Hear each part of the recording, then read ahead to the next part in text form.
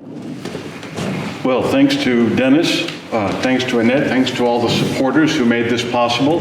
I wasn't able to make the last conference. I wasn't invited. I was 12 years old. I'm glad I made this one. So thank you for making that happen. I have a vision of addressing three separate audiences right here today. One are people who knew and loved Schultes like I did, Dennis, Luis Eduardo, Tango, maybe some others here. Most of the people who knew Schultes a bit, or certainly knew of him, and people who never heard of him. Most of our Facebook audience, I'll bet. So my job here is to reintroduce him to the first two groups and introduce him to the third. Schultes was, for me, my mentor, my inspiration, and he functioned in that manner for many, many other people as well. I have a different view of Schultes than some of his biographers. I think that he was a trickster and a shapeshifter. And I mean that in the most positive shamanic sense of the word. In English, it has sort of a derogatory connotation, but I'll get into the story and you'll see why I feel that way. I also found him the most subversive person in Harvard Square. Here was a guy in a crew cut, a white lab coat, and a Harvard tie, who questioned authority all the way to the top, who said that all these toffs at Harvard, dressed in Harvard ties and lab coats, knew a lot less about this stuff than these pre-literate people running around in penis strings and sometimes less. Who was a guy who thought we should question science, question the verities of the day, and see what we could learn from these people that, frankly, a lot of people, particularly at that time, looked down upon. And he devoted his career to making much of that come true. I'm going to use as a background of my talk this interactive map that we did, The Life and Times of Schultes. It is an educational journal that allows you to track him through the rainforest for 14 years, visiting the sites, meeting the shamans, clicking on the sites, a list of plants, clicking on the plant name, the actual herbarium specimen collected by Schultes and annotated in his own hand. So if you haven't experimented with this, it's a lot of fun and very educational. And we keep improving it. We found a trove of his field journals, and I'll show you some of them today. So what was Schultes like to the people around him? To the faculty that he co-taught with? In the words of Paul Cox, a very famous ethnobotanist, trained by Schultes himself, when he got to Harvard in 1977, he was looking for an advisor for his thesis. He talked to many of the other faculty members, and they said, whatever you do, stay away from Schultes. They were worried that Schultes would seduce him into pursuing a life in search of healing plants and other psychotropic substances instead of studying an herb that's so useless that cows wouldn't eat it. Schultes spent a decade in the Amazon, these faculty members told Cox. He's a dinosaur. He's dangerous to otherwise good students. From the graduate student perspective, the best description of him was, he was a hero in an age without heroes. In the words of Wade Davis, fellow ethnobotanist and Schultes biographer. Now think about when this happened. Late 60s, early 70s, question authority, trust no one over 30. Harvard Square was in total foment, revolution. And here was an ethnobotanist pushing 70 who was a hero in an age without heroes to the students. Now, 30 years ago was the first ethnobotanical congress in Latin America. It was in Mexico. And it was run by Mexicans, and they said, we're sick and tired of these pinche gringos coming down here and studying our Indians.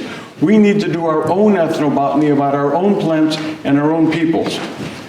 And then when they produced the proceedings, this is who they dedicated it to.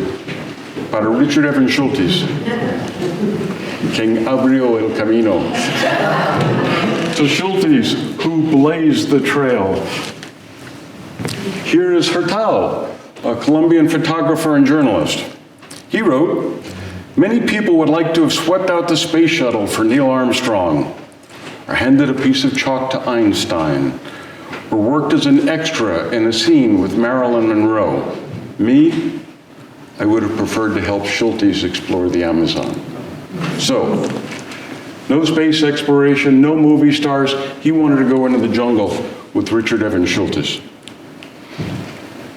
From an interview with Brian Moser, a gifted cinematographer who made a famous movie about the Northwest Amazon called The Cocaine Eaters, he was asked a couple of years back, "Why do you think the Indians love Schultes so much?" And he wrote, "He had an immense warmth of spirit and was very humble with respect to their knowledge, accepting the contributions and wisdom that each culture could offer. In the Moluccas, the round houses of the Rio Miriti Paraná that I visited, the natives remembered him with great affection, and they said, 'Schultes always danced our dances with us.'" Now this is 20 years after Schultes had set foot there. They still remembered him. They still cherished the memory. September 23, 1974, it was a warm Cambridge night, and I walked into a classroom at the Harvard Botanical Museum. And there was Schultes, white lab coat, red Harvard tie, and crew cut, and he began to work his magic. And he gave a very famous lecture on the botany and chemistry of hallucinogenic plants. And one slide, which you see here, set fire to my imagination and made me fall in love with plants, Indians, and the Amazon. And Schultes said, and I quote, "Here you see 3 Yukuna Indians doing the Kayari dance to keep away the forces of darkness. The one on the right has a Harvard degree." Next slide, please. It was only on screen for a few seconds, but I remember it still. And this same image set fire to the imagination of many, many students who are now ethnobotanists, anthropologists, physicians, and people who've chosen to pursue alternative paths and alternative careers, inspired by this example of a Bostonian who went to Harvard, went to the rainforest, and in some spiritual sense, never really came back. So let's trace that path. How did a poor kid in East Boston go from the uber nerd you see here to the master of a field, revered by students and colleagues alike, with a 15-minute break to become the most ass-kicking, adventurous, brave scientist that ever worked in the Amazon for a decade and a half? Let me trace that path for you. So here's Schultes enrolling at Harvard, 18 years old. Here he is starting school. Here he is after his first night taking peyote. Here he is climbing the lost mountains of Chiribiquete. And here he is as the archetype of the rainforest ethnobotanist. We captured this story in our storybook map, and let me give you some of the detail now, and what it has to do with the search for new jungle medicines, what it has to do with the search for new psychotropic substances, whether it's in the Amazon or Mexico or Africa, or even in the North Pole. Because all species are geniuses at survival. Otherwise, they wouldn't exist. Mother Nature is the ultimate engineer. Who said that? Leonardo da Vinci. Okay. Why do we know there's still stuff out there waiting to be discovered? Because Mother Nature is a wilder and more wonderful chemist than any chemist. Because Mother Nature creates wild and wonderful chemicals far beyond what chemists have in their wildest dreams. And chemists do dream of chemicals in their wildest dreams. But Mother Nature has a 3 billion year head start. When you walked into Schultes' office, this is what you saw. On the left side, over his right shoulder, was the baile de muñeco. On the right side was Chiribiquete, culture and nature. We've heard those two terms joined together time and time again. He did the baile in the Miriti, Paraná in April of 1952. He discovered and climbed Chiribiquete in 1943. And these experiences were with him every day for the rest of his life. So here's where it started. On Lexington Street in East Boston. East Boston was an Irish ghetto. That is where poor Irish people lived. Schultes' father was of German extraction. His mother was English.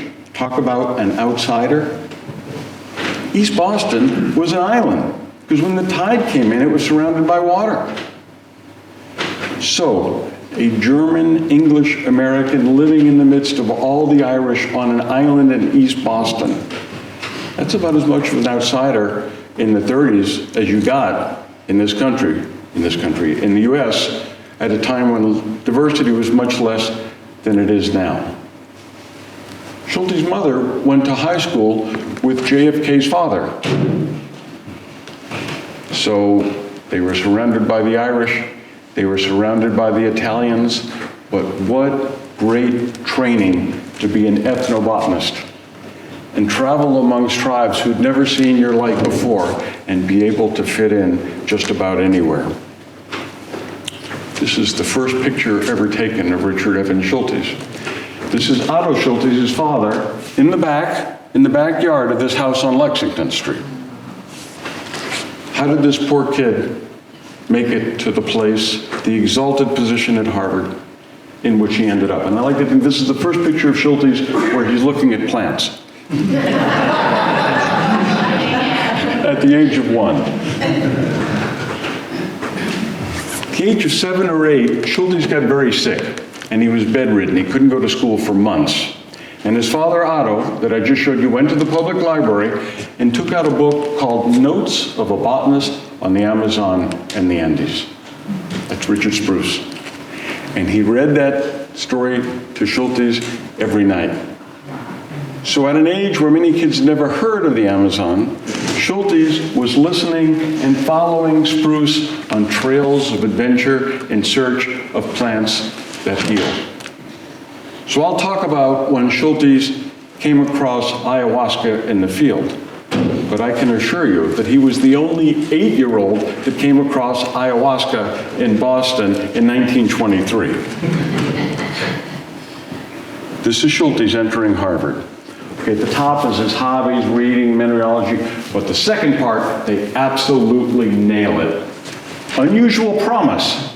He's earnest and ambitious and complete integrity. He inherits from his German ancestry's fondness for detail and ability to study with great thoroughness.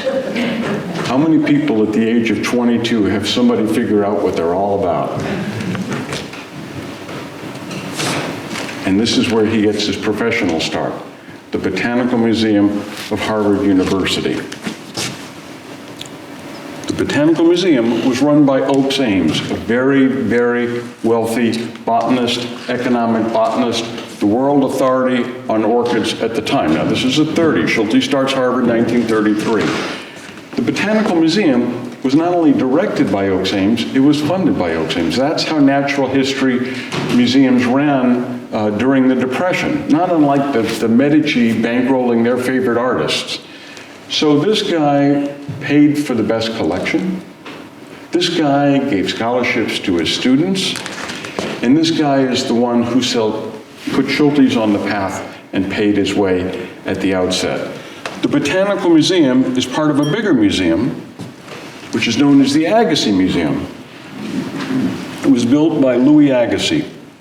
Agassiz was a famous Swiss biologist, came to Harvard in 1859, and he never left. He was a fabulous lecturer, a famous teacher, a much beloved public figure. But it turned out he had 2 major flaws. One, he was a racist. And number two, he opposed Darwin when The Origin of the Species was released. So this man who was the most famous scientist in the US saw his star falling.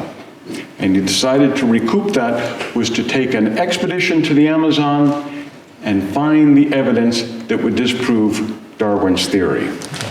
This was the Thayer Expedition, which he organized and was the greatest natural history expedition to the Amazon in the middle of the 19th century. When I worked at the museum in 1974, over a century after the Thayer Expedition, they still hadn't unpacked all the boxes. That's how much they collected. The fish were collected and stored in aluminum canisters called coffins, and they were forever finding them and opening them and finding yet another collection of fish from the Amazon collected by old Agassiz. Well, at one point, this woman was cleaning out a storeroom, and she popped open a coffin, and she almost fainted, because she expected to find a bunch of dead floating fish, and it was a bunch of Chinese heads. It turned out that a Harvard alum was in San Francisco during the Boxer Rebellion, and what you did to your enemy was chop off their heads, and this fellow figured he'd send them back to his alma mater for scientific study. These were different times. But the Thayer Expedition is a legendary landmark in the history of the Amazon. And the most important thing that came out of it, in addition to these magnificent collections, was this fellow here. Anybody know who that is? I'll show you another picture of him. William James, the father of American psychology. He wrote many books, promulgated many theories, but here's what I think. James was a rich Bostonian kid. He went to the Amazon, and he was working shoulder to shoulder with Indians, Afro-Brazilians, fishermen, peasants, government officials.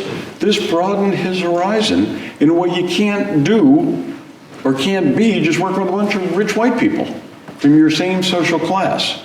If you look on Wikipedia, at least last time, they didn't even mention Thayer being part, or James being part of the Thayer Expedition.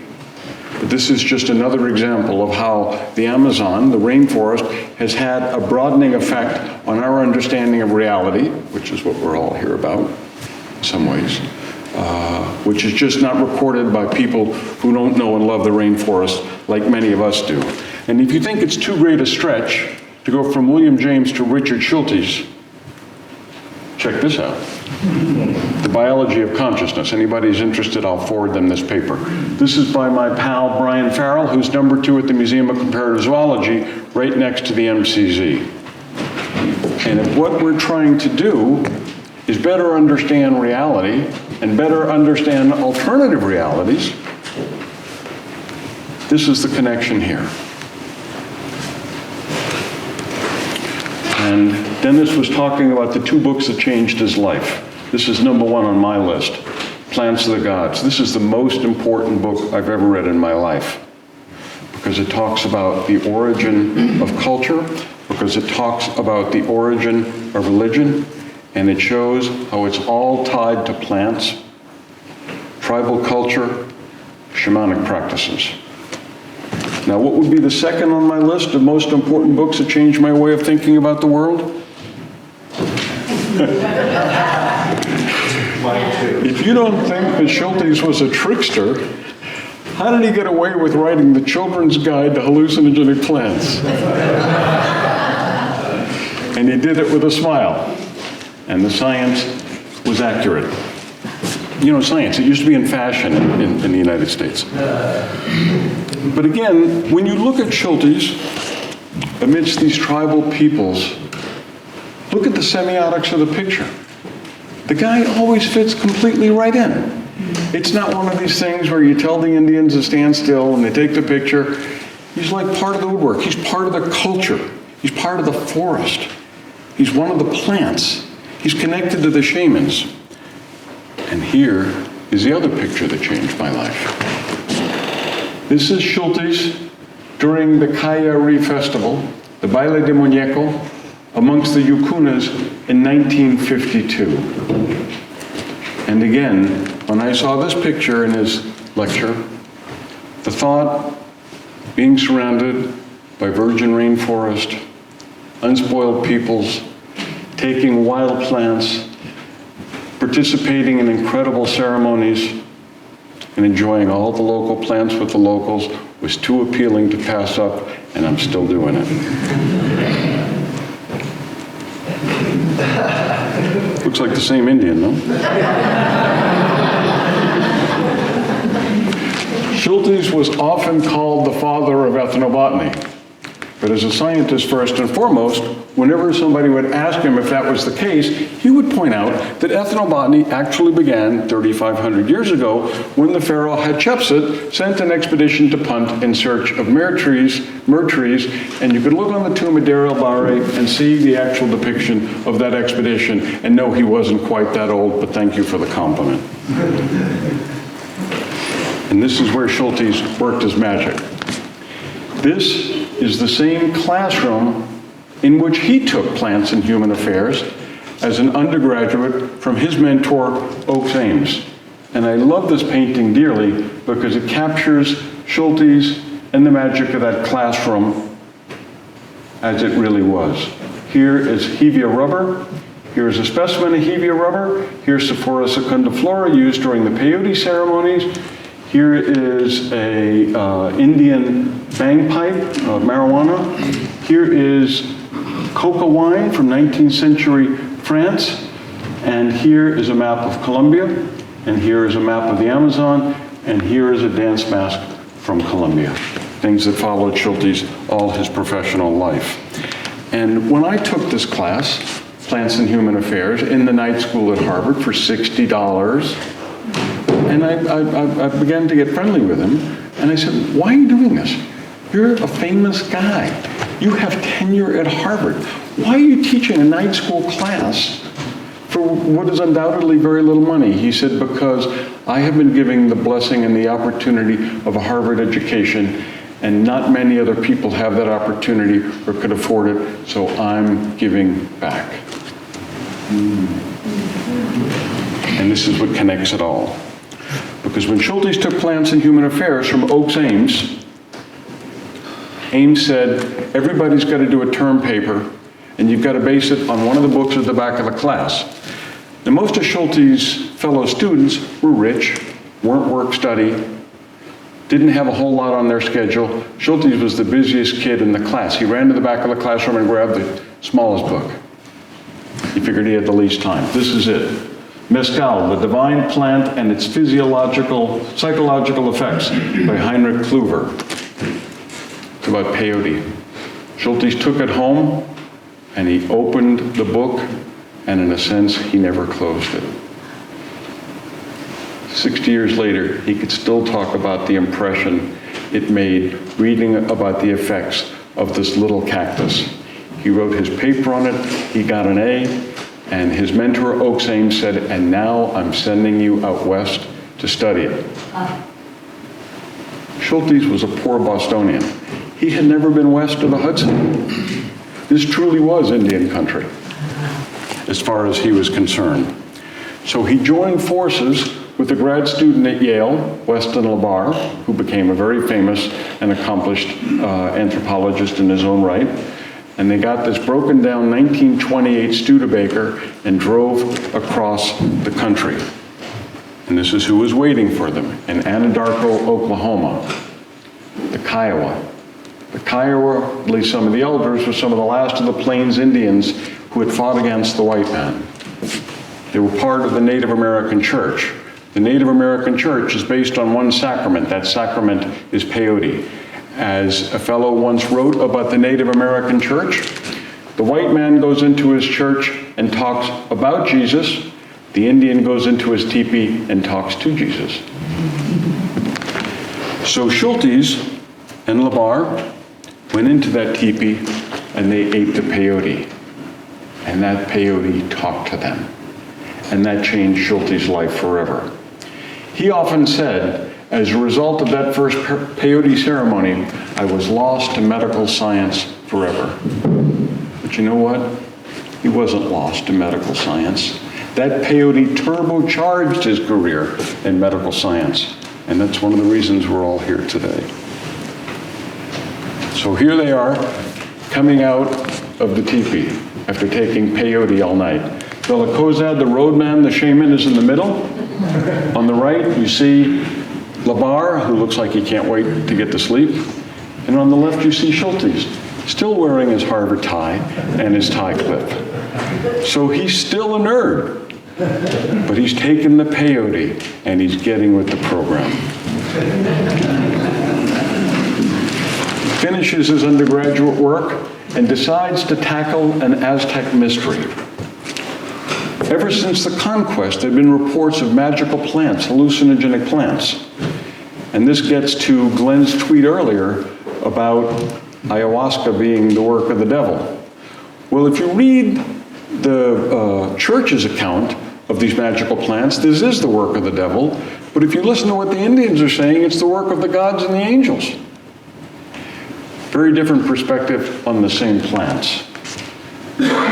A very well-known and well-regarded anthropologist named William Safford had attacked these chronicles and said, no, it's all peyote.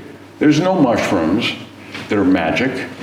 There's no other hallucinogens down there. It's just the Indians trying to mislead the padres so they can keep taking their peyote. Well, you know what? There is no peyote in tropical Mexico. So Schultes headed south to the rainforests of Oaxaca to see what he could find.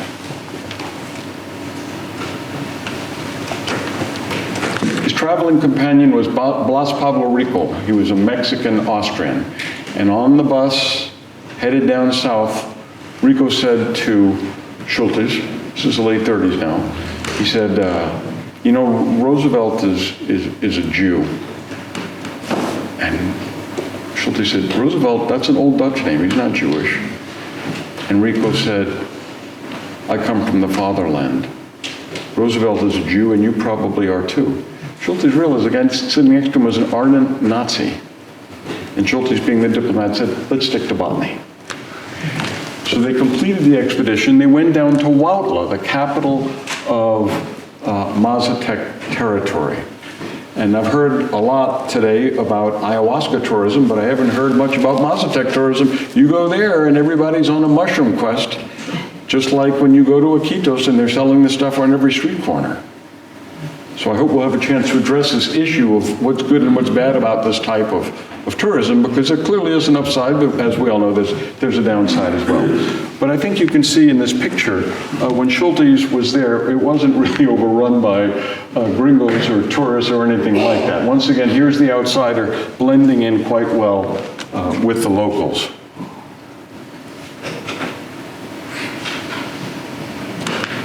He was actually searching for two things. One was Olo Liuki, and the other was the magic mushrooms, for which he's much more famous. But he found Olo Liuki. It's a morning glory. And he said, you know, I published this. He told me this once. He said, I published this in the Botanical Museum leaflets, read by the 32 people that subscribed to the Botanical Museum leaflets. Nobody read this thing for 20 years, and then all of a sudden, they couldn't keep morning glory seeds on the shelf in Berkeley, California. He said, of course you have to remember, they can hallucinate on distilled water in Berkeley, California. Here's what he's much more famous for, the magic mushroom. Dennis, you have any idea who these people are? I'm Eric. This is written so long ago, he had to write it under a pseudonym. So Schultes was responsible for bringing magic mushroom to the attention of the Western scientific community.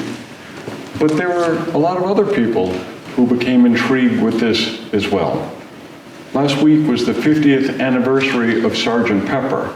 And from an ethnobotanical perspective, I wonder if that ever would have happened if Schultes hadn't gone down there and learned of the magic mushroom from these Mazatec people, the shamans of which are all women, interestingly enough. And in the Aztec language, Nahuatl, the mushrooms are known as Tionanacatl, the flesh of the gods. How many people have taken these mushrooms? Come on. Everybody raise your hand. I think we can agree that the flesh of the gods is a very good name for these things. So I've heard. And here are the two seminal white people in Schultes' professional life. Albert Hofmann, the discoverer of LSD, and Gordon Wasson, the man who turbocharged ethnomycology by following up on Schultes' work. And not only did he bring mushrooms to a much wider attention in the Western world through the famous or the infamous Life magazine article, but he also came back with Salvia divinorum, which we also heard about earlier and will probably be hearing more about. The point here being that, you know, when I talk to students, I think, oh, well, you know, guys like Schultes, they found everything. There's nothing left to find, right? What's left for us? Well, here's Gordon Wasson. He's a banker and goes down and finds the most powerful hallucinogen ever known. If you read Schultes' accounts, even his original account of ayahuasca in 1957, there are other leads that need to be followed up. So for the students listening to this on Facebook, there's plenty of ethnobotanical mysteries out there. The problem is that the species are disappearing, deforestation primarily in the Amazon, where many of us work. But with climate change, who knows what the future holds for us? Disappearing even faster are the shamanic cultures themselves. The Indians are there, but they don't have the stuff anymore. They don't use the stuff anymore. Oh, my grandpa used to use that, but he never taught me. I wasn't interested. And we go back, and supposedly there's nothing left, and I'll address this. Now, here's a big reveal. About 20 years ago, Schultes and his wife Dorothy were having dinner in Switzerland with Albert Hofmann and his wife, and Dorothy took some pills out of her purse before dinner, knocked her in the hand, and Hofmann said, "What you got there, Dorothy?" And he looked at it and he goes, "Oh, Viscin, a beta blocker." He said, "You know, I'm the guy who synthesized the original beta blocker, which is Viscin, and I did it based on the compounds I extracted from the magic mushrooms your husband brought back from Oaxaca in 1938. That is a major, major, major class of drugs worth billions of dollars. And since I heard this story 20 years ago, I've asked physicians, where do beta blockers come from? And they say, I don't know. So we, interested in this sort of stuff and plants and shamanic wisdom and treatment, need to do a better job of letting people know, A, how important it is in the present, B, how important it was in the past, and perhaps most important of all, how important it's going to be in the future if we get our act together, protect these forests, protect this wisdom, and develop drugs in an equitable way where the people who teach it to us benefit first and foremost. So, next stop was the Amazon. Schultes faced a career choice when he finished his PhD around 1941. He had two job opportunities. One was to be a science teacher at a private school in New England. The other was to go off to the Northwest Amazon in search of arrow poisons, which were then becoming important in modern medicine. Thank God he went with door number 2. He went, supposedly, for 6 months. He went native for about 14 years. And let me tell you how that happened. And this shows how you can chart his career on the map, because every one of these dots is a collecting site. Click on the dot, list of plants, you click on the plant, and you see the plant. His first day in Bogota, he's a rainforest botanist. He's in the city, he's bored. He takes a tram to the edge of the city, the foot of Monserrate, a mountain on the east side of Bogota, and he sees an orchid. He's never seen this orchid before. He's a student of Oaks Ames. He knows his orchids. This could be new to science. He doesn't have a plant press. It's very small. He takes out his passport, presses this orchid between the pages of his passport, and it was a species new to science. A very auspicious beginning to a 40-year love affair with Colombia and her flora. But he had one problem. This was his employer, the US government, the USDA. And Schultes, all his life, hated bureaucracy. He told me the first pollution in the Amazon basin was all the government forms I would dump out of my canoe when I got my packages.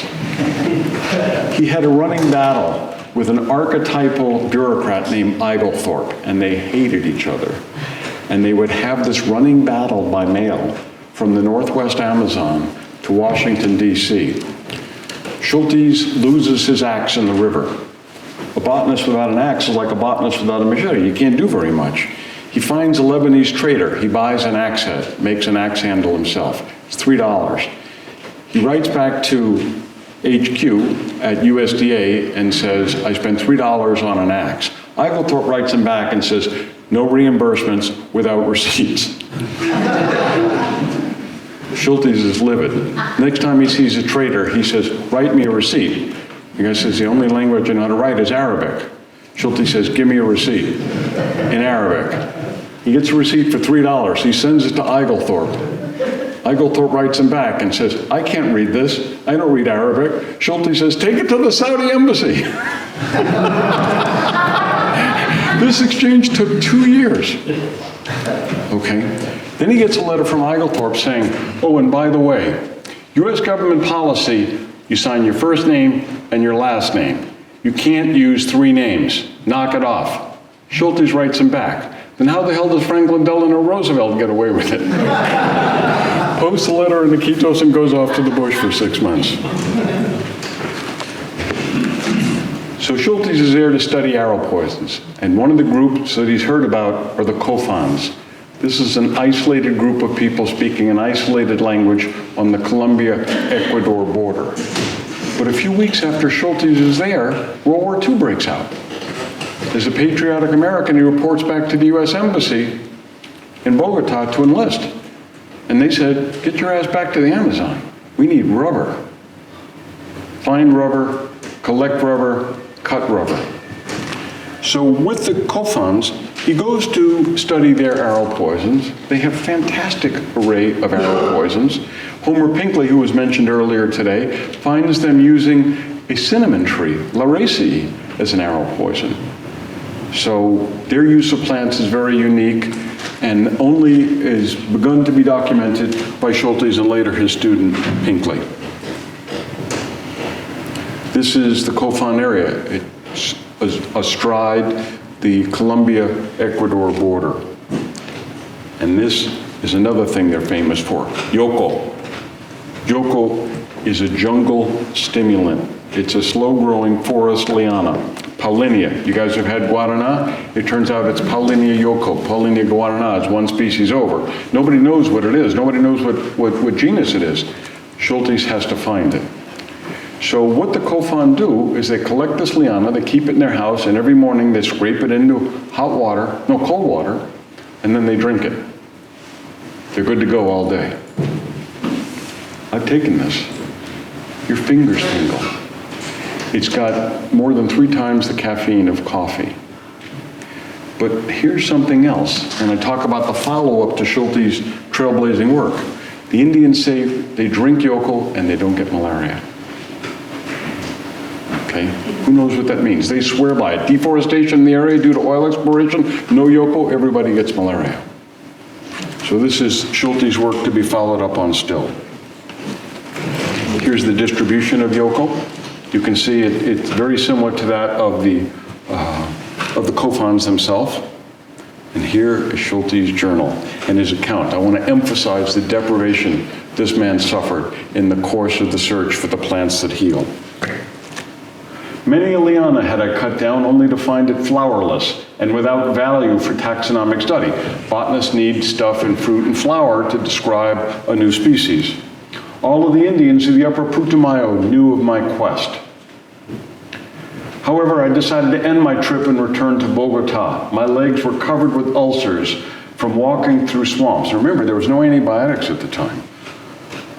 And from avitaminosis. This is beriberi. When I arrived at the Colombian Naval Base on the river, a clean bunk felt mighty regal. He was headed back to Bogota to get medical treatment. However, 3 days before the arrival of the plane, an Indian came paddling down with the news that he'd located a flowering Yoko. He assured me it was only a 4 hours walk, and we know what that means when Indians tell us it's only a 4 hours walk, through the forest, so I hesitated. The pains in my leg, I confess, nearly won out. But finally I agreed to go, half expecting to find just one more flowerless liana. It was a terrible pilgrimage of 6 or 7 hours on foot, most of the time knee-deep in water and mud, with weeping ulcers. On arrival, I saw an enormous liana, the tiny flowers of which were strewn far and wide on the forest floor. We had to fell 7 trees before the treasure would fall into our laps. But that collection not only enabled us to identify an interesting drug, but provided us with a species new to science, which is described in the Botanical Museum leaflets of Harvard University. So it was read by the same 32 people that read the account of Tionanacatl and Ololiuki. And there's the actual specimen. And there's what it looks like in flower. I'm proud to say that following up on Schultes' legacy, my organization, the Amazon Conservation Team, has partnered with the local Cofán tribe and the Colombian government to set up the first ever medicinal plant flora sanctuary, and Yoko is the key sacred plant that's protected there. Schultes was also a major figure in the study and protection of Amazonian rubber. Remember, that was his job for USDA when war broke out. This is the original description of rubber, Fusée Oblé, French Guiana, 1775. Sir Henry Wickham took rubber from the Amazon and put it in plantation in the East Indies, in India and the Dutch islands, where it could be grown in plantation because it didn't have the Dothdella pest. This knocked the bottom out of the rubber trade in the Amazon and saved a lot of Indians who were being tortured, massacred, and killed through the rubber boom, which is another lecture, through the Casa Arana. But what a lot of people don't understand is when the Japanese took over the East Indies, they took over all the rubber and the quinine, which had been brought there by Spruce, Schultes' hero. And this was a crippling blow to the war effort because a Sherman tank took half a ton of rubber. That was the workhorse of the American infantry. And so not having rubber wasn't an inconvenience for erasing stuff with your pencil. It was a vital strategic material. And I did a lecture at the World War II Museum in my hometown in New Orleans on the ethnobotany of World War II, which goes into this in more detail. Another plant, another ethnobotanical alpha species is coca. And Schultes did very important work on the botany and ethnobotany of coca, which is then followed up by his student Tim Plowman, the late Tim Plowman. Many of his most evocative photos, and he was a brilliant photographer, as you can see in these 2 magnificent books of his photographs published by Synergetic Press, which also did the Ayahuasca Reader. He was a brilliant photographer. I think his picture is as good as anything done by Ansel Adams, and they were done in a lot more difficult situation.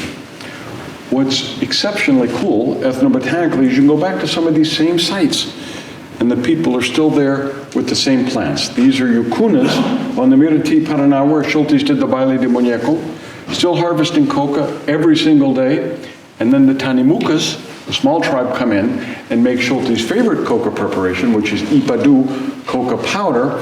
The Tanimucas have a special flavoring where they use cecrope leaves, which they burn and blow the smoke in, that gives it an incredible aroma and taste. It's quite unique. I don't know why people think that wine is so important, which you drink, once a day at night, and these guys are chewing coca 16 hours a day. Why wouldn't they put as much care and feeding into coca and have as many arguments over the best variety, the best taste, the best time to harvest? It's fun to sit there with a big wad of coca and listen to these guys argue over, well, no, I have the best coca in my chocolate. No, I have the best coca in my chocolate. You don't even know anything about preparing it. And Schultes once wrote, the sweetest sound every night in the Maloka, the sweetest sound every night in the Longhouse is the mortar and pestle, crushing those coca leaves into coca powder. This is the wildest place that Schultes worked in, Chiribiquete. Chiribiquete was once home to the Carijones, a famous cannibal tribe who died off during the rubber trade through disease and enslavement. And it was terra incognita.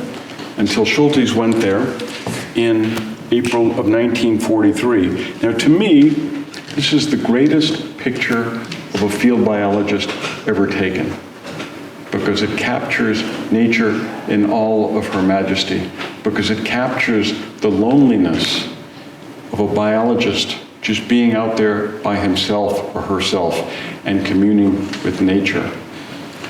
I decided to find this spot. It took me 4 years. One of the things that I found was no white person had been up that mountain before Schultes, and nobody's been up since. And the reason it was so difficult to find is I had 2 Schultes photographs to work with. They both said Cerro Campana, the Bell Mountain. And I looked at aerial maps. I looked at satellite photography. I looked at pictures taken from planes. I flew over it myself. Nothing matched. I went to the Royal Geographic Society. I went to the map room at the Library of Congress. I went through all the map rooms in Bogota. I couldn't find anything to match this. And I stared at this for 4 years. And then I had a revelation. It's 3 mountains. It's the angle that the picture was taken from that flattens it and makes it look like one formation that doesn't exist. Once I figured this out, I was able to find it. But Chiribiquete is the most important protected area in the whole Amazon basin. It's probably the second largest. It's bigger than the state of Massachusetts. Why can I say it's the most important? Because it has, believed to have 3 tribes of uncontacted peoples, isolated peoples, living within the border. It is the greatest treasure trove of pre-Columbian art. We estimate there could be over 100,000 paintings. Schultes was the first one who documented these paintings, and when a colleague went over one of the sites in a helicopter about 1.5 years ago, Francisco Ferrero from Google Colombia, he was able to verify that they were there. And you can go over this area with a spyglass and see all the sites from which the art is known, depicting shamanic culture and practices. And it's full of new species. Every expedition that goes in there comes out with new species, and it is relatively unexplored. Schultes went there in 1943.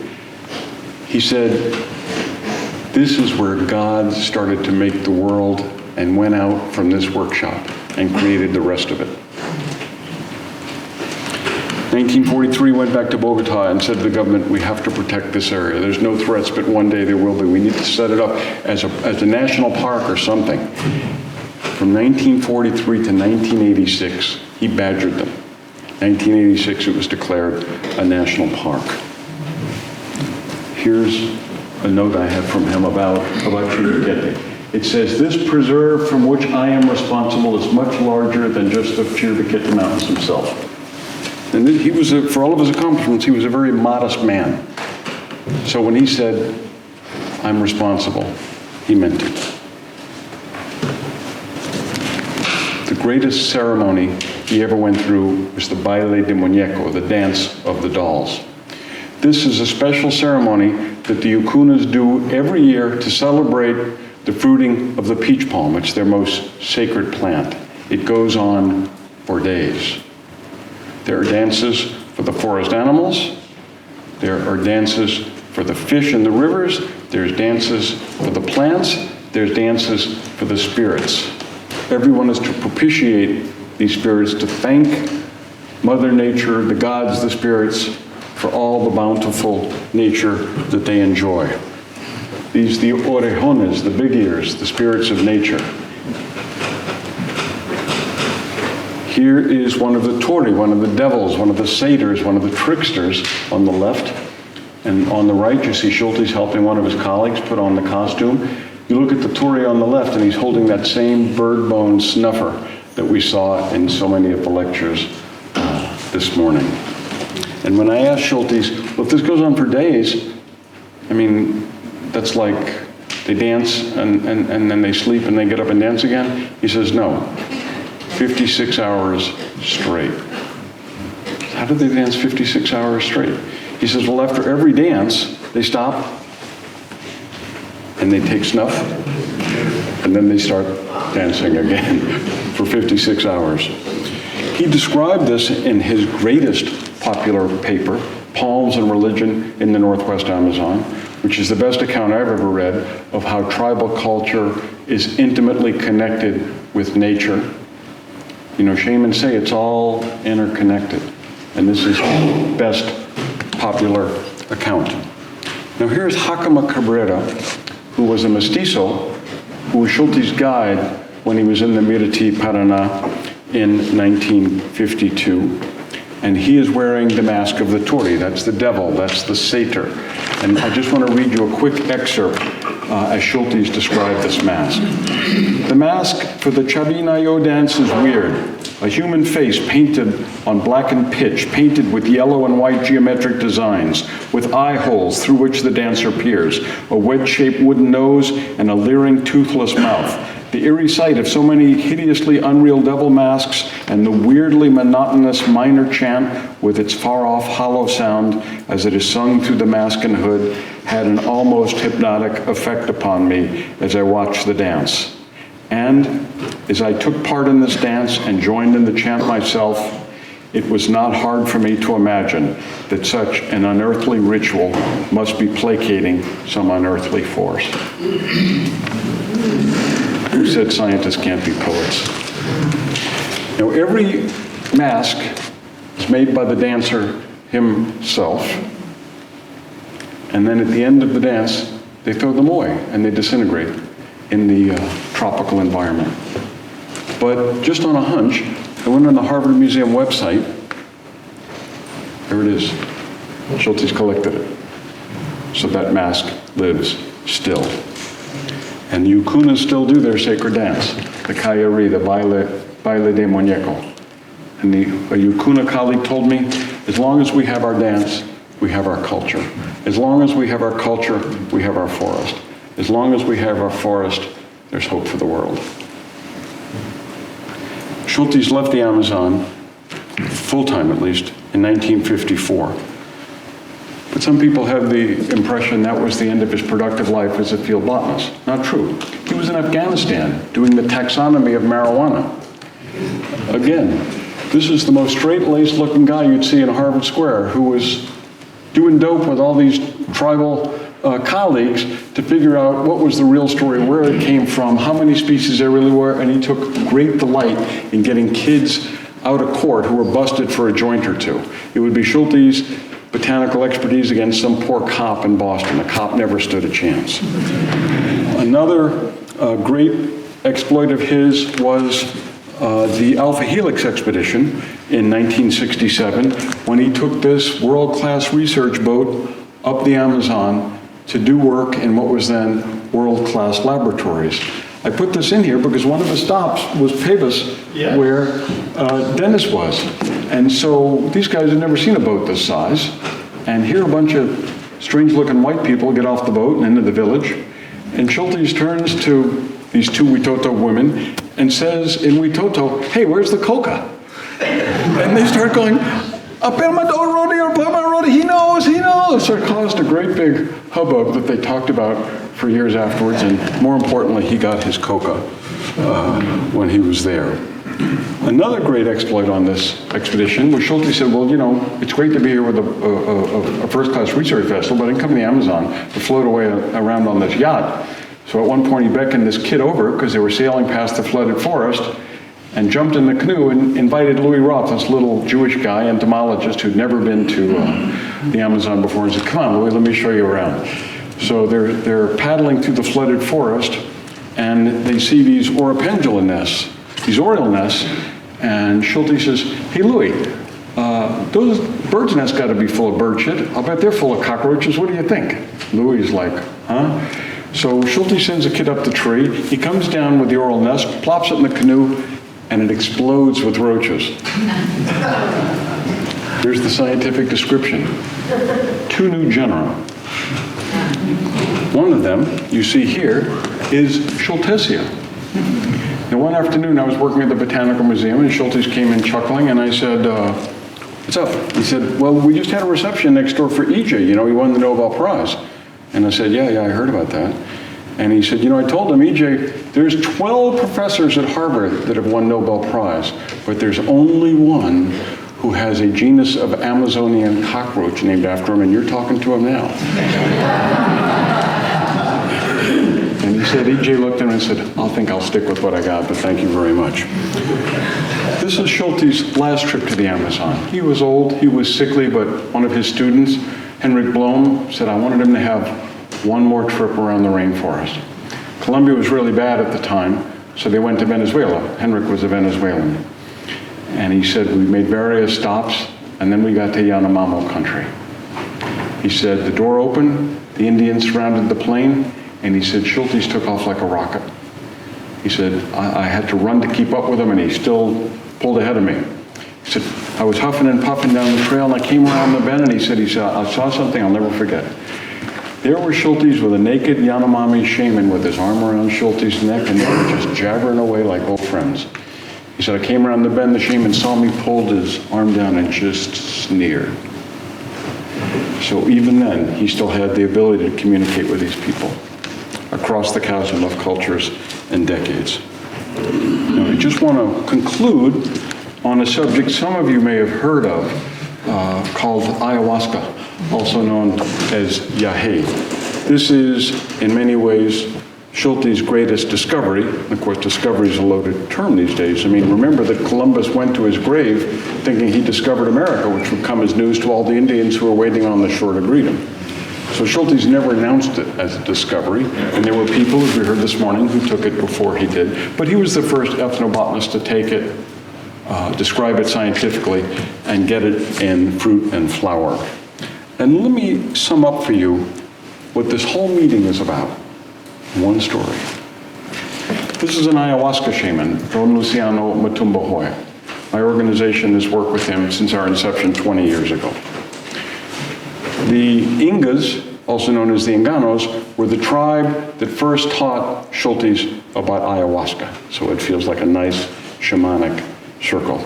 And I took this fellow to Los Angeles to meet a foundation because when you take money for projects with indigenous peoples, in my experience, the indigenous peoples want to know, who's that money coming from? Okay, they want to check the people out. So we're in the meeting with this foundation official, who I took an instant dislike to, and he did speak quite good Spanish, and he said to the shaman, he said in Spanish, he said, you didn't go to medical school, right? And he said, no, I'm a taita, I'm a shaman. And he said, so what do you know about healing? I wanted to slap him. The shaman smiled. And he looked at him and said, you know what? If you get a cut, go to a doctor. He said, but many human afflictions are diseases of the heart, the mind, and the soul. Western medicine can't touch that. I cure it. That's what we call a shamanic slam dunk. So here are Schultes in the Sibundoy Valley, the Valley of the Hallucinogens. How many lectures do we have mentioned this morning? All of them? 3 of them? This is the headwaters of the Putumayo. The Colombian Amazon, remember, it's not a suburb of Brazil. The Colombian Amazon is bigger than New England. 4 major rivers: Vaupés, Apapores, Caquetá, Putumayo. Putumayo, the most navigable, begins here in the Sibundoy Valley, the Valley of the Hallucinogens. And this is the 3rd of the most iconic Schultes photographs. Seen here, to his right, on our left, Salvador Chindoy, who I refer to as the first shaman. Why? Because it was Salvador Chindoy who gave Schultes ayahuasca. Here's today's big reveal. As long as I knew Schultes, he always told people ayahuasca never affected him. He just saw some flashes. That was Schultes the trickster. He loved misleading people in a playful way on this because I think basically he was a very private man and he thought his ayahuasca experience was something he didn't want to share with people. I mean, how many of us had experience where somebody wants to tell you about their ayahuasca experience and they go on and on and on and on? You want me to go on? I mean, you get the point, right? How many people had this experience? Right? I had an employee that I had to threaten to fire because you wouldn't shut up about this stuff. So, all of these accounts are Schultes saying, I saw some lights, no big deal. Not true. 3 years ago I was in Bogota, and I was spending the evening with Jesus Hidrobo, who was an old Schultes colleague, great Colombian botanist, and we were talking about this, and he said, right where you're sitting, 1 week ago was Pedro Wahibioy. Pedro Wahibioy was Schultes' right-hand man and guide in the Sibundoy Valley. And Pedro told me, because I asked him the same thing, he said, I was there the night my uncle Salvador Chindoy gave Schultes ayahuasca for the very first time. And I said, yeah. He said, he sang and told stories the entire night. And I said, what did he say? What did he say? And he said, we don't know. It was all in English. So this became something of a calling card for Schultes. He would go to these cultures and he would take ayahuasca with them, which no foreigner, for the most part, had ever done. This was the ultimate ethnobotanical icebreaker. And this is one of the ways that he made friends right quick. This is his paper in the Harvard Botanical Museum leaflets, at the time read by 32 people. But just to show you where ayahuasca has come since then, here it is in this small circulation, very serious journal, and here it is getting the ultimate accolade in popular culture, being satirized in The Onion.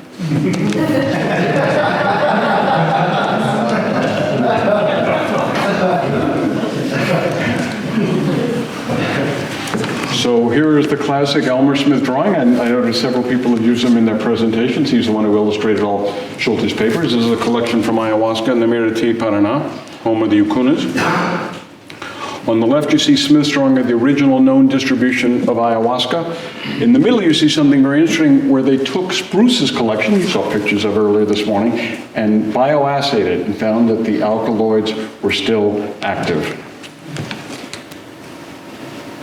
And here is the last great Schultes photo I'll show you. Schultes is in Brazil. He's going down the Rio Negro. He's sick. He's got to get to Western medical care. Schultes always trusted Colombian doctors the most, so he decided to head back to Colombia to get taken care of. He runs into the Macus, who he'd been hearing about for years.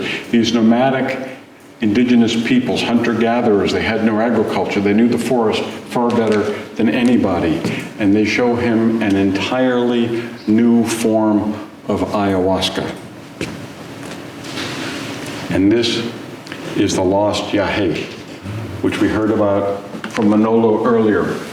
Schultes wrote, several writers, notably Spruce and Kalk-Grunberg, mentioned that more than one kind of copy in the Valpez Basin. It was my good fortune in '48 to be able to witness the preparation of and take a narcotic drink along an affluent of the Rio Tiquié in northwesternmost Brazil. Now he's heading back to Colombia.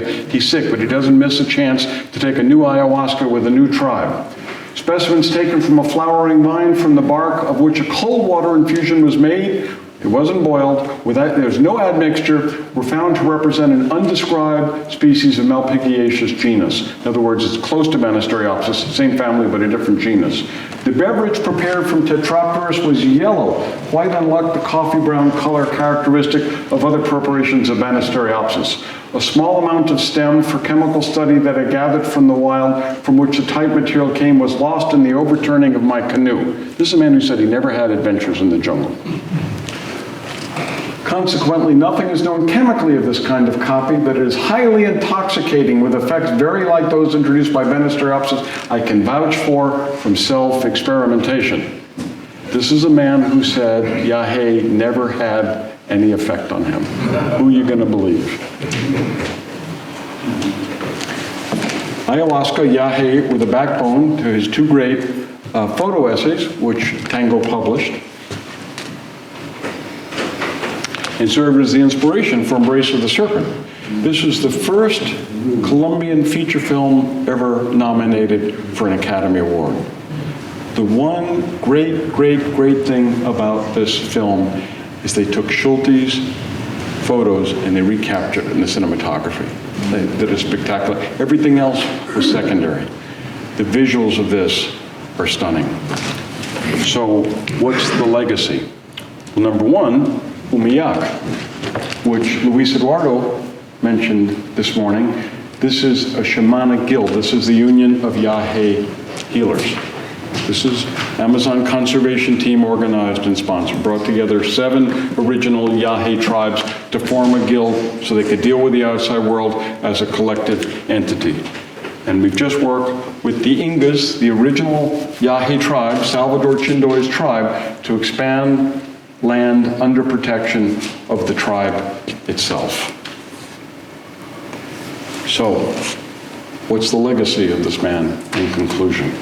Why should anybody interested in the past, present, the future of medicinal plants and rainforest conservation be interested in the career of Richard Evans Schultes? Well, first and foremost, from a personal perspective, I think he was an inspiration to ethnobotanists everywhere, anthropologists, people interested in alternative modes of healing. Many of us following in his footsteps. If you are interested in large tracts of rainforest, when isolated people can live a traditional life, if they choose to remain isolated, then Schultes lives. If you value the medicines that have come to us from nature, and you know how much more is out there, and you understand that and you value that, then Schultes lives.